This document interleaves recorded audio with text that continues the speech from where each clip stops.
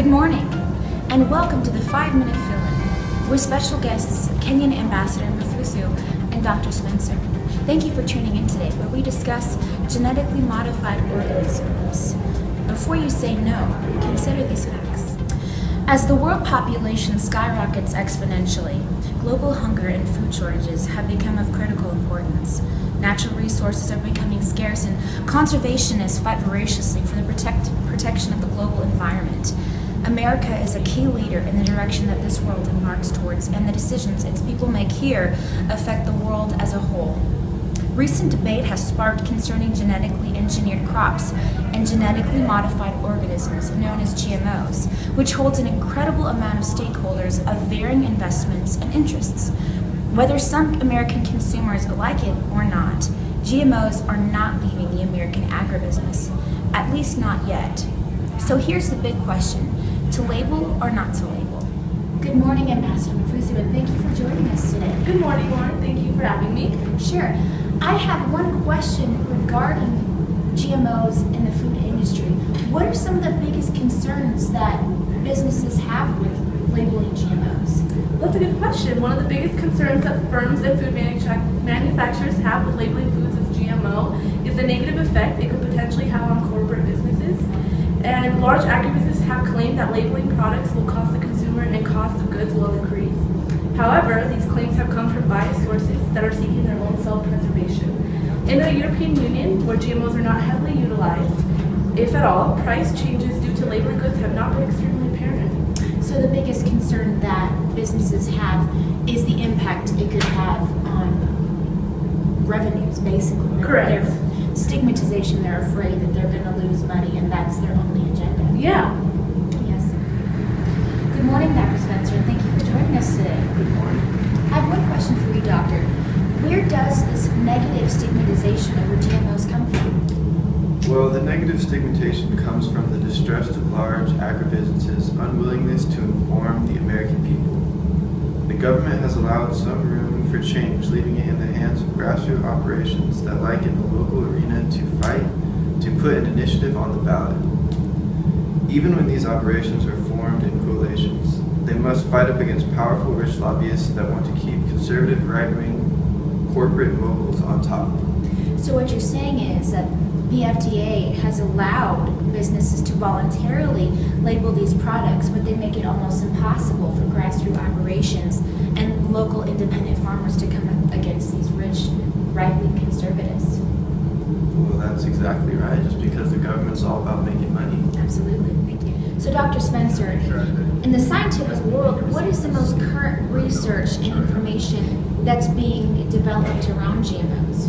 Well, I'd say the most current information that has been developed has been aiming to inform consumers of the real hard science in a language that eliminates bias and helps to inform the public.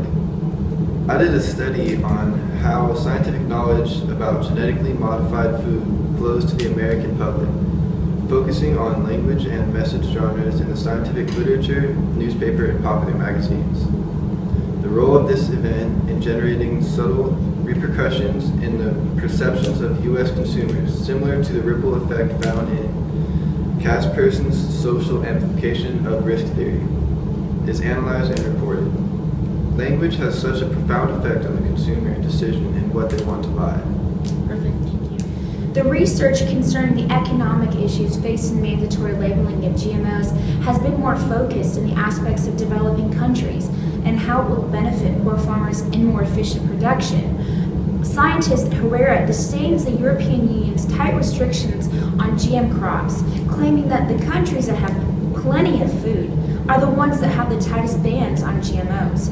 He states, "It is unfortunate that most developing countries do not have sufficient resources to implement the necessary biotechnological solutions to the major problems that limit agricultural productivity. It is in the developing world, however, especially in these areas of the world where yields are low due to lack of technology, that biotechnology could have its greatest impact." Ambassador Mafusu, I know that recently your country has implemented some GM crops to the public eye. How is that affecting Africa? Well, today, Burkina Faso, South Africa, Egypt, and Sudan are the only African countries that have approved biotech crops for commercial production. Nigeria, Kenya, and Uganda currently have GM crops under confined field trials. Of the aforementioned countries, only South Africa and Kenya have regulations for GM labeling in place. Wow. So what is the greatest controversy, or what are the greatest controversies in Kenya for you to deal with? Well, my country, great controversy has stirred concerning the new labeling laws. There are those who feel that it is an incredible milestone for the private-public partnership sector, and they feel that it is a victory for the consumer's right to know. However, others feel that it is too prohibitive and likely to cause food shortages in the country. Oh wow, so we're hearing a lot of different opinions of varying investments, a lot of different ideas that are having a hard time finding middle ground. Thank you. To find a more local perspective, me and my crew traveled to the far-off land of Arapahoe Community College to interview some local college students and their opinions about GMOs and labeling GMOs. Do you think that mandatory GMO labeling is beneficial to the American consumer?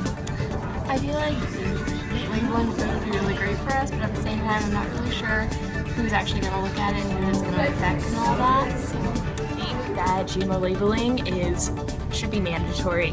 It's disgusting if I don't know what I'm putting in my body. I feel like the government is trying to put things in my body that are just going to destroy me, and it is the government's fault, but I would say that it is the lobbyists' fault for taking advantage of the government, you see? So yes, I do believe that we need GMO labeling. I do believe that is mandatory. Honestly, I don't think it would make much of a difference in my personal life, because I don't eat incredibly healthy, but when I do eat healthy, I make sure that it's done right. like if I avoided foods and things that had GMOs in it, I don't think it would actually change me that much. But it would just make me psychologically feel better. Right, the power of choice. Yes, exactly. Awesome, thank you. Do you think that mandatory GMO labeling is beneficial to the American consumer? Why or why not? I don't believe it is because, one, it's unnatural. So it can be beneficial because in one way you know what's in your food, you know what they're putting in, you know what you're consuming. If there's if there's a roided chicken out there, you know you're gonna eat it. Right. Could be beneficial as a form of knowledge in what you're eating, but it can also be a big hit towards the food industry. I didn't vote for Amendment 105 because it didn't make a whole lot of sense in the election, and I believe that it wasn't explained very well. I'm Lauren Sadler, and thank you for joining us today on the 5-Minute Fill-In. Remember, folks, it's up to you to educate yourself about your decisions before you consume them. Join us next week as we discuss poaching llamas in Tibet.